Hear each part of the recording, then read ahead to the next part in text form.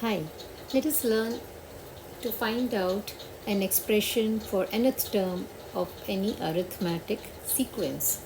So, first of all, what are arithmetic sequences? So, as we have, you can see here, I have written two sequences where one is like 4, 9, 14, 19, and so on. Like I have written the first four terms, and the second one I have written 25, 22, 19, 16, and so on. So, again, first four terms I have written. So, if we see here, the difference between 4 and 9 is what? 9 minus 4 is 5. Okay. Then if you see the difference between 14 and 9, so that is also 5. Same way, difference between 19 and 14 is also 5. So as we can see that the general rule, if I say that it is add 5, okay, if you keep on adding 5 in the term, we will be getting the next term of this particular sequence. Same thing, if you see here, the second one, 25, 22. So the difference between 25 and 22 is what? It is 3 difference. Same is here, 22 and 19, the difference is 3. 19 and 16, difference is 3. But here the general rule is what? Instead of adding 3, it is subtracting 3. Right? We are subtracting 3 from the previous term to get the next term. So these are the general rules we can say, but when we are asked to find out the expression for nth term, it means like if you have the general formula for nth term of a sequence and they are asking you to find out like Baba, what would be the 100th term of this particular sequence, so I just can't keep on writing all the terms by adding 5 or subtracting 3. So I have to frame the nth term, right? So these are actually the linear lines, you can say linear expressions. So all the arithmetic sequences, they are of this form, an plus b form. They are of an plus b form. Now let us see what is this. N is actually, you can say, position number. N is the position number or the term number. So the rule is very simple rule I will be explaining here. What I will be writing, I will be writing here n equals, okay, where n is what? My position number. So n is equal to 1 or term number 1, 2, 3, 4, and yeah, I have not fifth term, so I will write up to 1, 2, 3, 4 only. Now in second row I will be putting my terms. So my first term is 4. Okay, I'm taking the first sequence. First term is 4. My second term is 9. My third term is 14. My fourth term is 19. Right? Now what we have to do next is we have to look for the differences. So what is the difference here? It is plus 5. Here the difference is again plus 5. Here also difference is plus 5. Okay, so the difference we have noted is plus 5. So now I will be multiplying this plus 5 by n. So here I will be writing 5n. So 5n. Now 5n, when n is equal to 1, then 5n would be what? 5 times 1, which is 5. When n is equal to 2, 5 times n would be what? 5 times 2, which is 10. So in fact you have to write 5's table. So 5 3's are 15, 5 4's are 20. Done.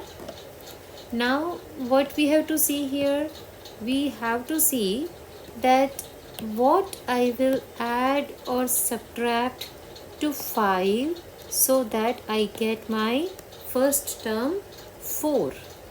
Yeah, so it's very simple. I will have to subtract 1 from 5, then only I will get 4. 5 minus 1 is 4. So here this is my general thing is 5n. So I will write here 5n minus 1. Okay, so 5n minus 1. So it would be what here? 5n minus 1 means here it would be 4. Then 5n is 10, 10 minus 1 is 9, 5n is 15, 15 minus 1 is 14, 5n is 20, 20 minus 1 is 19. So this way we will get our this sequence. So what does it mean? That my general or my expression for this particular sequence is 5n minus 1. Now if I have to find out what is the 50th term, what is the 50th term of this particular sequence. So what I will do, I will simply plug in n equal to 50. So I will say 5 times 50 minus 1, which is what? 250 minus 1. So my 50th term would be 249. It's that simple. Okay.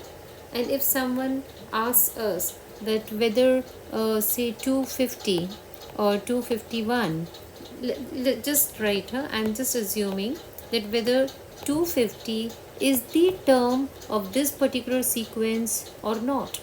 Then what we have to do, I will simply equate 250 to 5n minus 1. I will solve it, and if I get my n as a whole number, then I can say that yes, 250 is the term of my particular sequence. But if I do not get whole number, then that would not be the term of my sequence. So I will do what?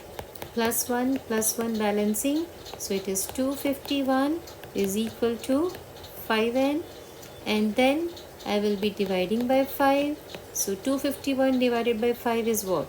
5 5s, then 0 and 0.2. So here I am getting in decimals. So decimals position number is not possible. We cannot say that at the 50.2 position this particular number is there. So it means that 250 doesn't exist in this particular sequence given by 5n minus 1. Hope you understood, right?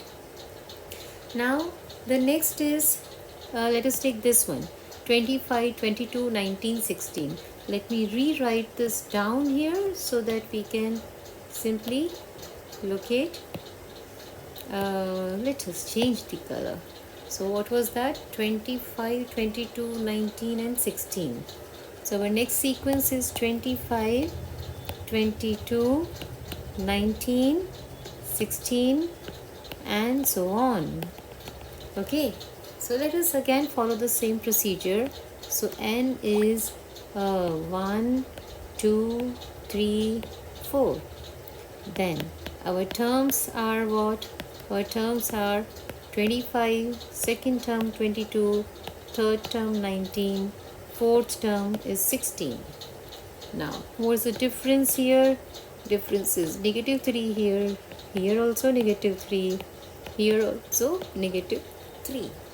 Now what we will do? We will do negative 3 times n. So negative 3 times 1 would give me negative 3. Negative 3 times 2 would give me negative 6. Negative 3 times 3 would give me negative 9. Let us write this n properly. Yeah. And negative 3 times 4 would give me negative 12. Now we have to simply see what I have to add to this negative 3 to get 25. So what I will add to this, I can add 28. Yeah, I can add 28 to it. So 28 minus 3 would give me 25. Same way, 28 minus 6 would give me 22. 28 minus 9 would give me 19. And 28 minus 12 would give me 16. So we got our sequence. So the expression for this particular sequence is what? Negative 3n plus 28. Okay. So if you write in this particular table form, then our work becomes very, very easy. So keep practicing. Shall meet in next video.